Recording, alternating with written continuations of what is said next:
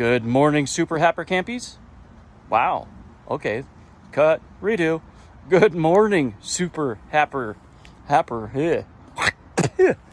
Like I said, the bloopers come as you go. You don't have to wait till the end for the blooper reel. Good morning, super happy campers.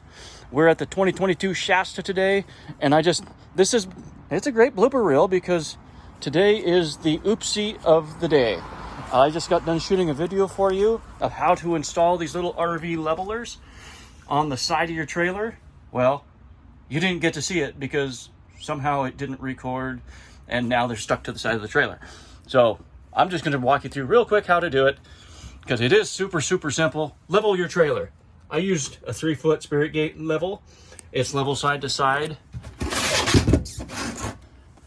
It's level front to back. So once you're level, you just take your little levelers, which is these lovely little leveler guys here. They have sticky on the back. You can screw them on if you want to put a couple screws in there. I'm not going to do that as this is not my trailer. It's a consignment, so I'm just letting them stick. Like I said, they're $4 or $5, but really, you just take the sticky back off the tape, put them on there. I held them in my fingers like this, and that way you could adjust, make sure it was level as you went, and as you're pushing and applying pressure, slowly sticking them on in place. And then you do the same thing on the front.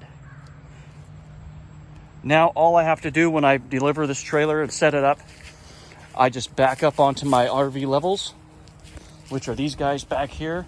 They're RV levelers. The long piece in the front here, you just pull up onto that, and that'll adjust your level side to side from 0 to 4 inches. And you can get those at a variety of places: Amazon, Buy-Mart, Walmart, you name it. But that is the oopsie of the day. You didn't get to watch me actually install these because the film got deleted. So sorry about that, but this is a wonderful, amazing thing to have on your trailer. So simple, only costs like $5. Thank you for watching and having a great day.